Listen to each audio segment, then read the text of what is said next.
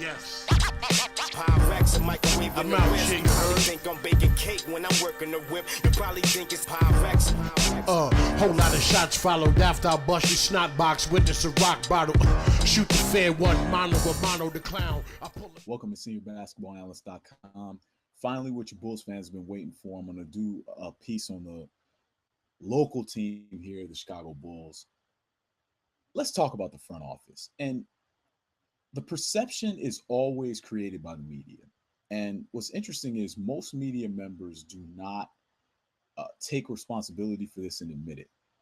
As I think I've said before on this program, Bomani Jones is one of those people that is really a great follow in terms of, Twitter or listening to his shows or watching him on ESPN, because he takes the responsibility of being part of the, worldwide leader in sports. He takes that very seriously, and he doesn't hide from the fact that they shape the narrative. They shape the narrative. The bottom line is, one thing that that I always remember and keep in the back of my mind when I'm talking sports with my fellow sports fans, that whether it's on Twitter or whether it's via, YouTube comments or wherever you may find me, I watch 2 games a night because that's the job of the senior basketball analyst. That's what I do. And I don't mean I watch 2 games a night like, I have it on in a bar while I eat hot wings or whatever, however people watch sports.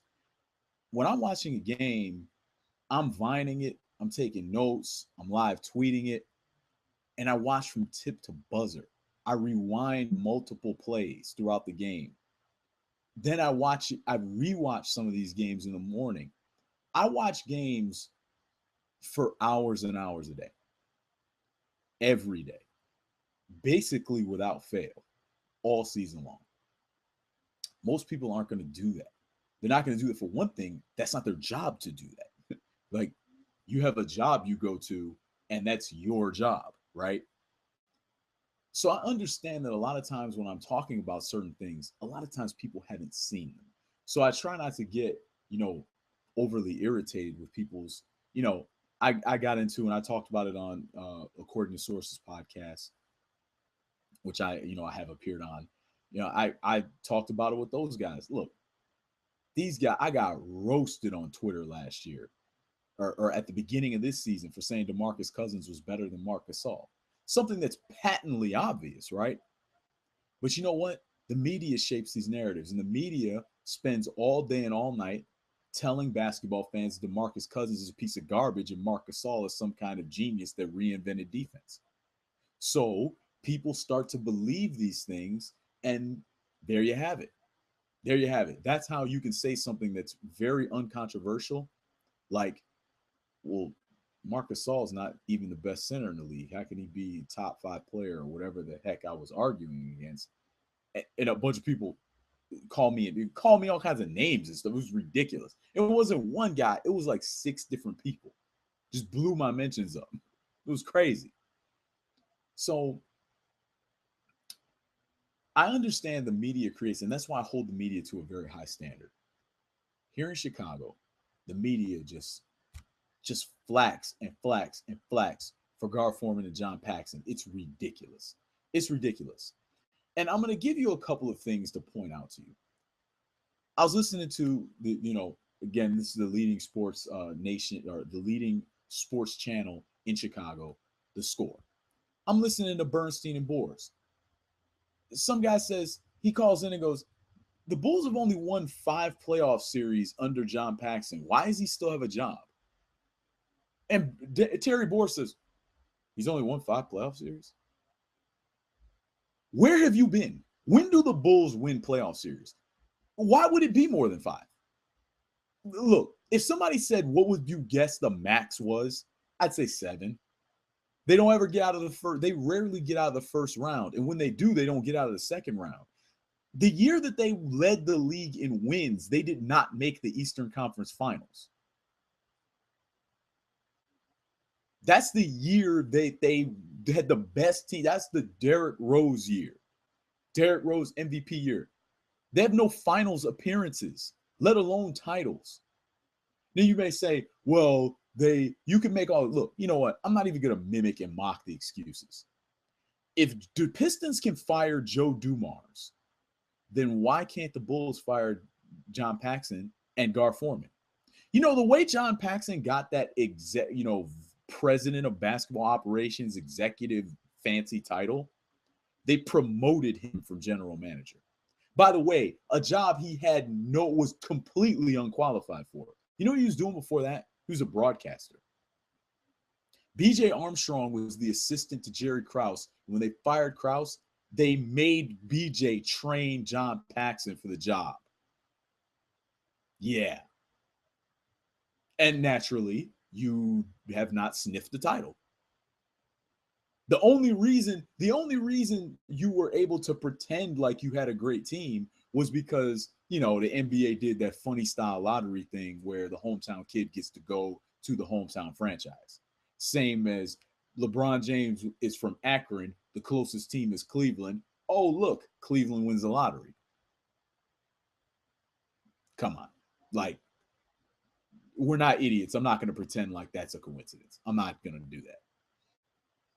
That's the only reason the Guard Pax era has any light on it. The rest of it is just middling nonsense.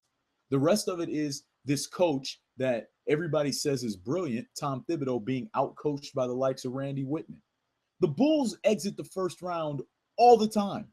All the time. I have no idea why so many people are so happy about watching Gar Foreman and Paxson fail repeatedly. I have no understanding of it. And you say, well, they drafted Jimmy Butler. Look, I'm not saying they messed up everything. First of all, drafting ain't that hard where none of your draft picks should ever work out. Of course, some of the draft picks work out. Come on. Like, they're supposed to work out. You're supposed to be able to draft a Luol Deng out of Duke and he turns into a good player. You're supposed to be able to draft Joakim Noah, one of the best players on a 2-time national champion, and the guy jumps up and has a few good seasons. So what? The goal is not to have a team that wins some regular season games. The goal is to win championships. The goal is what you want to see from a front office that is functioning properly is a team that consistently puts itself in position to compete for championships. And how do you do that? You draft well and you make good trades. It's pretty simple. Once you take care of that, then the coach, you may have a good coach, you may not. You may have an Eric Spoelstra type guy. But hey, man, we put great talent on the floor. We got 4 finals appearances, win 2 of them. That's a great record. But see, that's the great Pat Riley, making fools out of everyone, right? The same with the Spurs. The Spurs level of excellence makes fools out of everybody, makes you look stupid, right? Chicago Bulls, they have no record of excellence. The Chicago Bulls, and I'm going to tell you how incredible Joe Dumars is. So let's talk up what a real front office, a real good general manager, let's talk about what they accomplish. Obviously, Joe Dumars is a player. We knew the player. Joe Dumars, Hall of Fame caliber player, 2-time champion with the Detroit Pistons, and not just a guy on the team, major contributor, all-star, all of that. But as a general manager, Joe Dumars was the architect of that new Detroit basketball championship team. Ben Wallace, shout Ben Wallace. Jersey just went up into his number just went up into the rafters. It's a beautiful thing. Seeing him stand there with his family, him having to fight back the tears, watching his jersey rise. It's a beautiful thing. Joe Dumars was the architect of that. Joe Dumars made the big trade. A lot of people laughed at him for trading for Rasheed Wallace, getting him from Atlanta. Brilliant. Instantly nets a championship for you. Brilliant move. That team went to, I believe, 4 straight Eastern Conference finals. They went to 2 finals, 1-1. That's an excellent record. And you know what happened? He signed Ben Gordon to a big-time deal. He signed Charlie Villanueva to a big-time deal. He had after Larry Brown, he had Flip Saunders in there messing up. You know, rest in peace to Flip Saunders, but the guy was not a very good coach. People like to say he was. No, if he was, he would have some, you know, finals appearances and championships. He had plenty of talent, couldn't get it done. But all of these moves that Joe Dumars made trying to rebuild another championship, including bringing in guys like Allen Iverson and Chris Webber, none of it panned out. Stuff just didn't pan out. And after multiple years of it not panning out and the teams no longer competing for championships, they fired him because that's the way professional sports is supposed to work. When the production stops, you're supposed to get moved out and someone else is supposed to get an opportunity. Again, this guy is a Hall of Famer. This guy has contributed more to the Detroit Pistons than John Paxson could dream of contributing to the Chicago Bulls. John Paxson was an average, he was a below average starter and an average backup point guard. And as a general manager, he's given you he is not giving you an opportunity to compete for a championship as a Bulls player or coach, not once. Not once. And yet there he sits forever. It's like, and you know what's crazy? It's you can tell the way the agenda works because Kenny Williams, who has a championship as a White Sox front office, as head of the White Sox front office, he doesn't get any of this flacking from the media.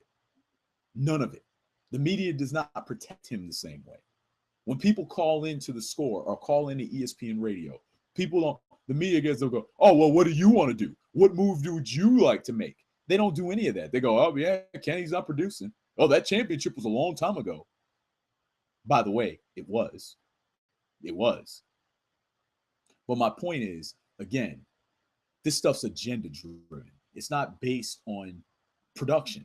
Because if it was based on production, everybody would be calling for John Paxson's head because this team has never competed for a championship, not one time under his reign. If they were consistently competing and they weren't winning titles, I would be like, well, you know, they're good, so fine.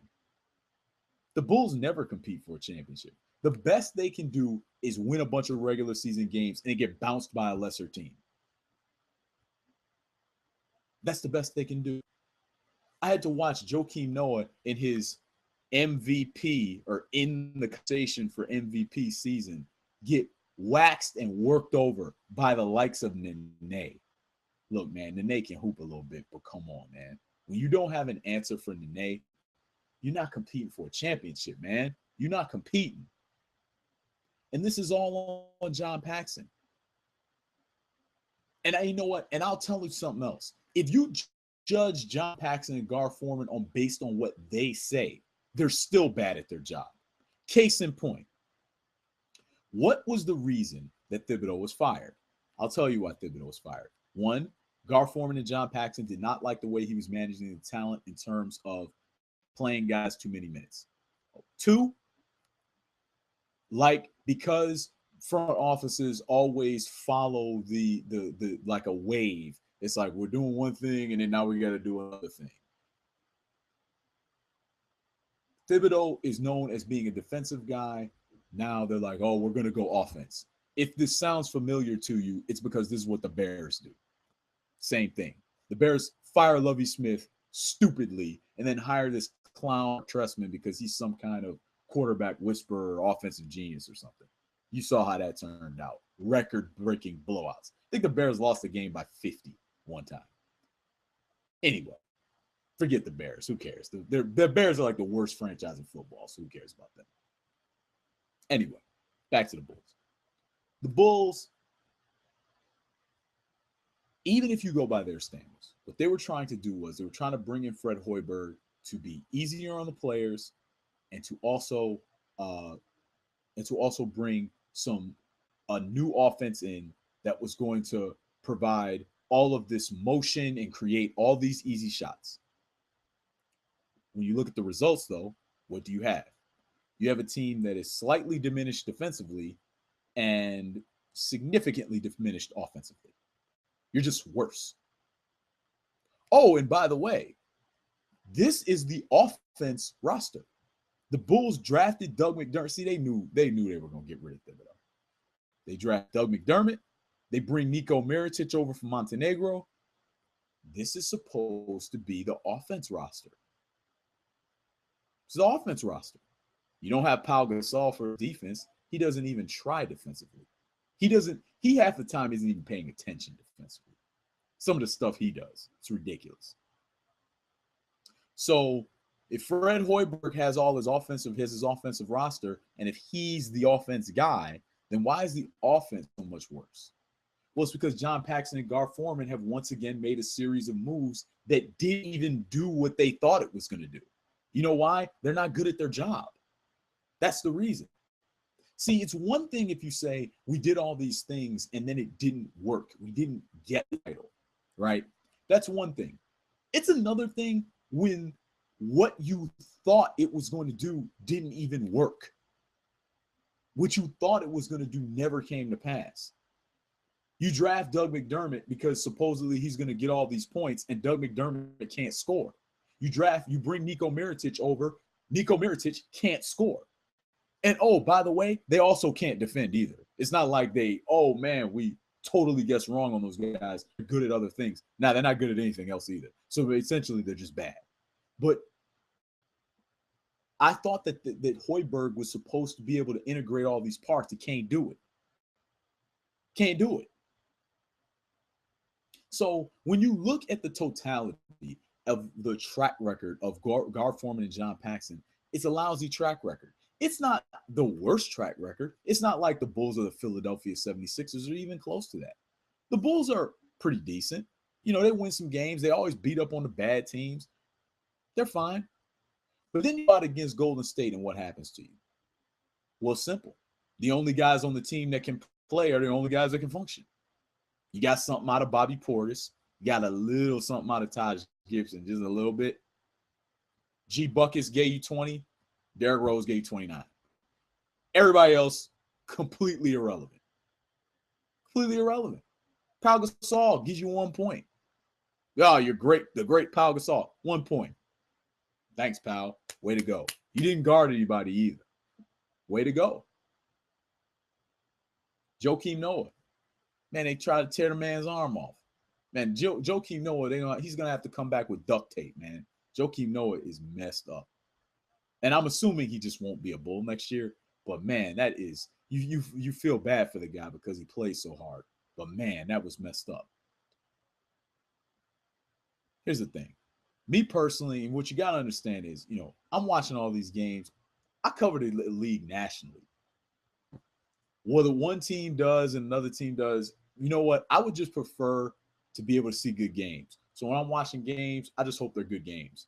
It doesn't matter to me who's playing on what team. It does not matter. I offer my suggestions that are obviously falling on deaf ears, but I say what I think all teams should do. It doesn't matter to me who wins. It does not matter. Golden State can win 80 games. That's great. If they don't, then so what? I don't work for the Golden State Warriors. Same goes for any other team. So it doesn't bother me that John Paxson gets to sit in that job forever. It's just inexplicable. And I thought I might as well just explain it, that there's no reason that Gar Foreman and John Paxson should still have jobs with the Bulls front office. There's no reason for it. And I gave you an example of Joe Dumars within the division of a guy who was held to a much higher standard, even though he had won a championship and had consistent success during the Detroit basketball era. Ben Wallace, Rip Hamilton, Rasheed Wallace, Chauncey Billups, Tayshaun Prince. So with that said, Gar Foreman is Gar Foreman probably, but especially John Paxson. I guess they're employees of Jerry Reinsdorf for life. I guess there's nothing they can really do to get themselves fired, including, assaulting coaches in the tunnel and all sorts of other nonsense that John Paxson has done over the years that make you say, how come when other people do far less things than their criticized very harshly. John Paxson can snatch up the coach in the hallway and it's nonchalant. It's like it didn't even happen. In fact, people talk about it. It's like, oh, that's a good thing that he did that. Okay. I'll tell you this, as the senior basketball analyst, I ain't snatching up any of my employees. Just saying.